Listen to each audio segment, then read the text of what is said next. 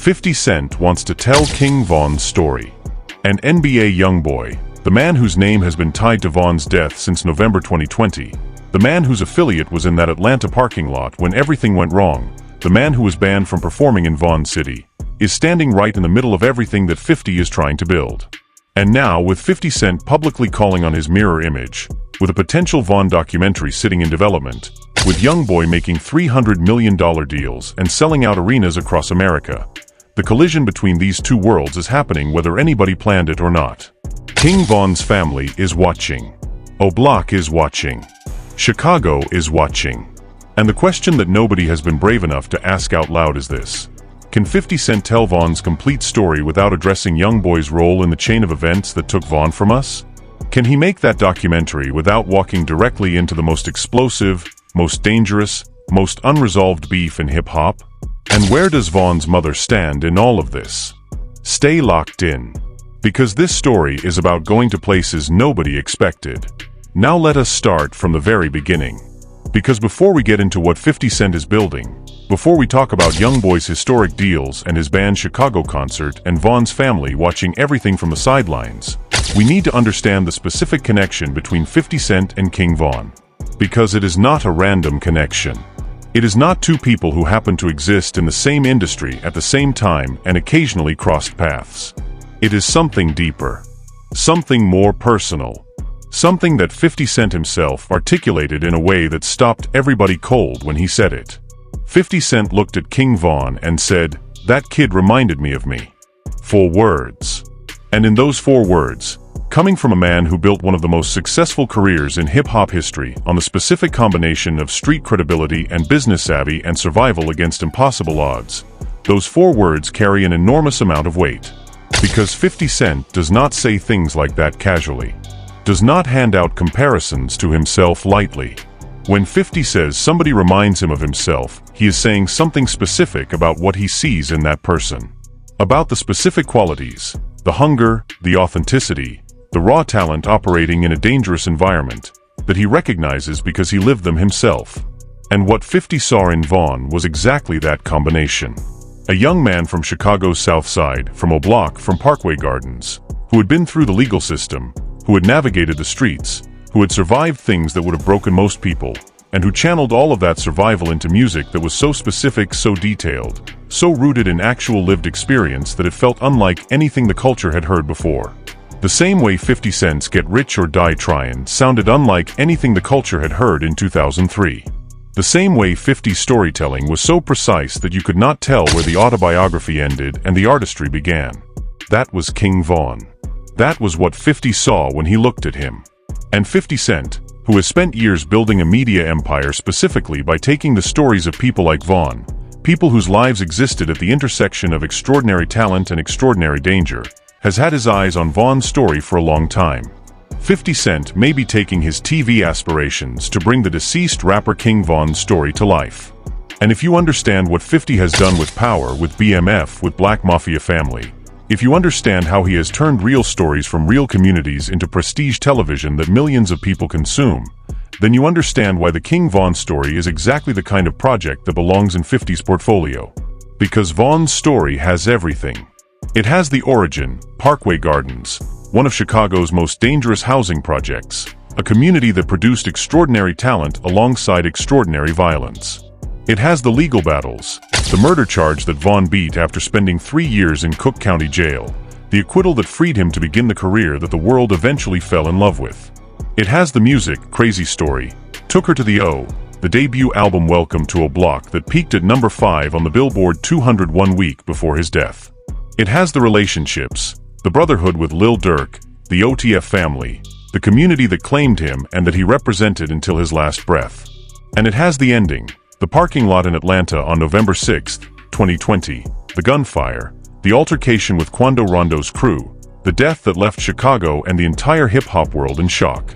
Every element of a prestige television series or a documentary that stops people in their tracks, Von's story has it. And 50 Cent knows it. And the question is not whether 50 is going to tell that story. The question is how. And specifically, how much of the complete story he is willing to tell. Because the complete story of King Von's death does not stop on November 6, 2020. It does not end with the shooting. It continues through Quando Rondo's crew and Lil Tim's arrest, and the drop charges under Stand Your Ground, and the federal case against Lil Durk, and the wrongful death lawsuit, and everything that has happened in the years since. And at the center of that post-death chapter, at the specific intersection of everything that followed Von's killing, is a name that 50 Cent is going to have to decide what to do with. A name that cannot be removed from the story without making the story incomplete. A name that connects to the beef that created the conditions for Von's death, to the federal case that Durk is now sitting in prison over, to the ongoing tension that got YoungBoy banned from Chicago in September 2025. Because here is what most people do not fully understand about the Von and YoungBoy situation. And this is the part that 50 Cent is going to have to navigate if he is serious about telling Von's complete story.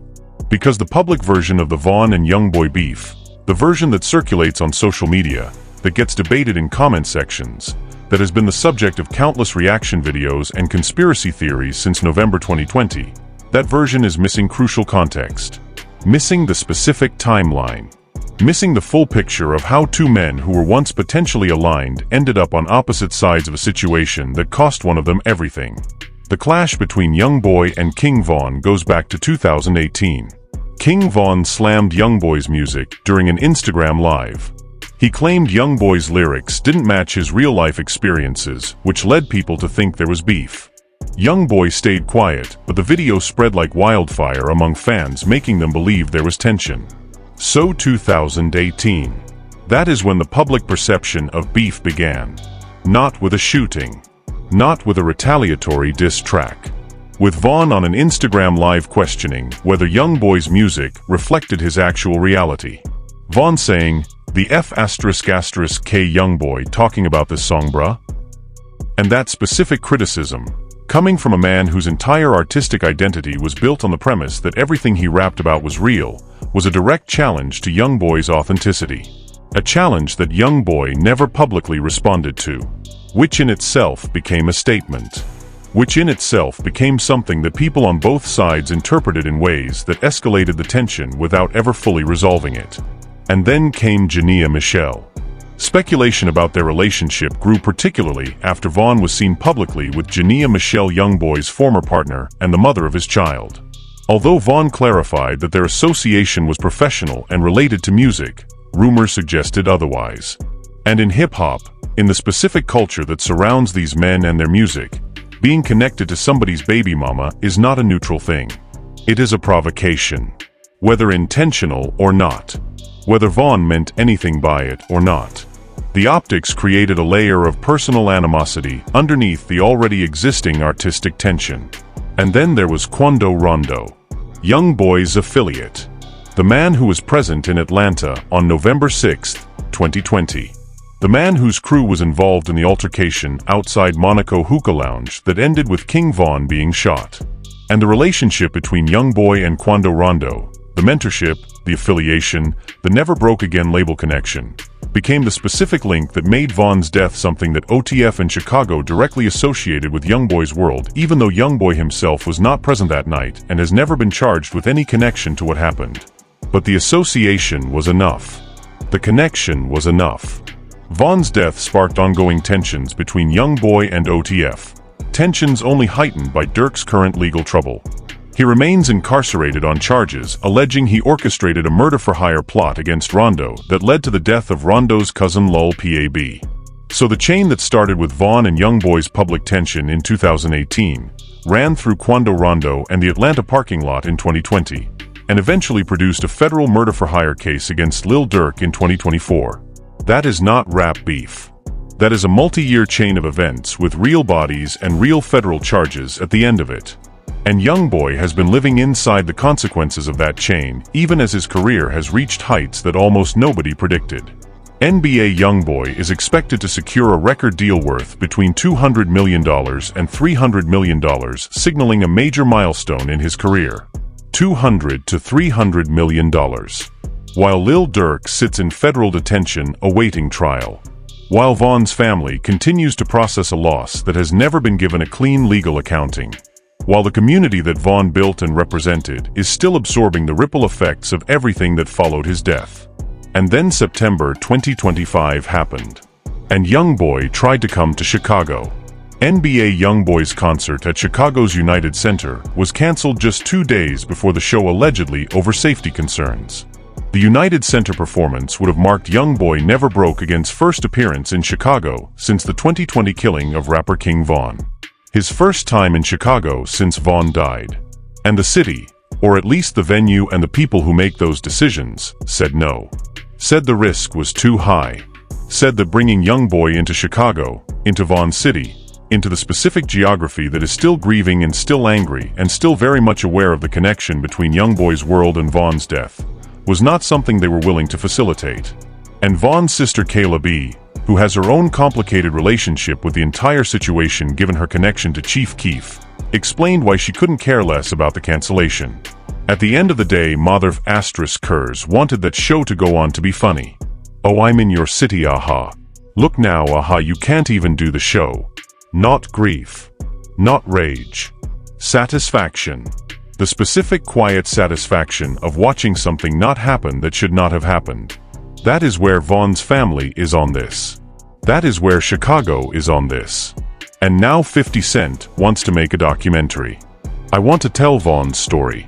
Wants to bring all of this, the O'Block origin, the legal battles, the music, the death, the aftermath, to an audience of millions.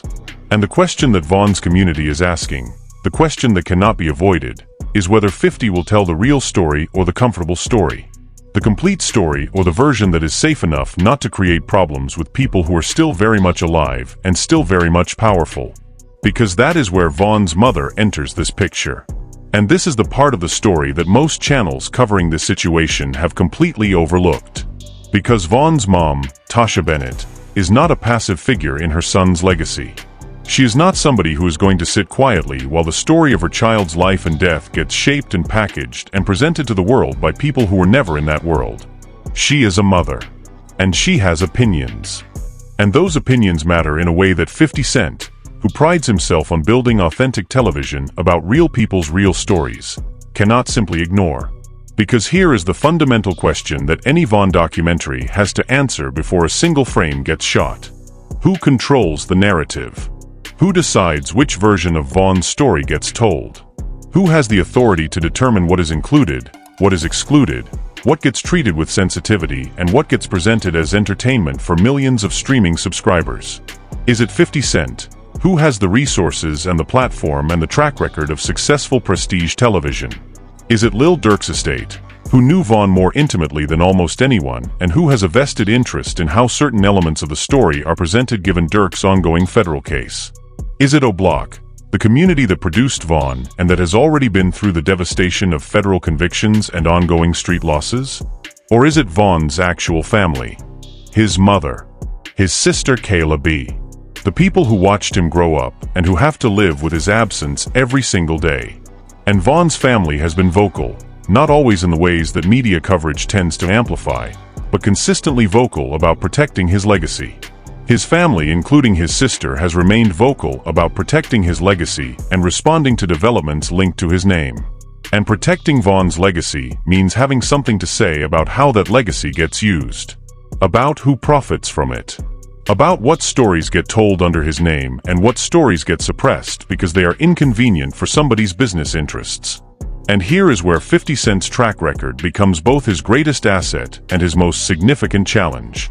Because what 50 has done with BMF, what he did with the Black Mafia family story, bringing the Flannery family's history to stars with a level of detail and authenticity that required the cooperation of people who were directly involved in the events being depicted. That approach requires something that the Von situation may or may not be able to provide. It requires the cooperation of the people at the center of the story. And the people at the center of Von's story are divided, are complicated, are navigating their own legal situations and their own grief and their own complicated feelings about what the complete truth of Von's life and death actually means for everyone involved. Can Durk cooperate with a documentary from a federal detention center while his own trial is pending? Can O'Block members speak freely about the events surrounding Von's death, when some of those events are directly connected to federal prosecutions that are still playing out? Can Von's family give 50 Cent the access he needs to tell a story that they have been fighting to control since November 2020? These are not rhetorical questions. These are the actual practical obstacles that stand between 50 Cent's vision for a King Von project and the reality of what it would take to bring that vision to life with integrity. And then there is YoungBoy. 50 Cent said that NBA YoungBoy is different and gave him his flowers, speaking on his impact on the culture. So 50 respects YoungBoy.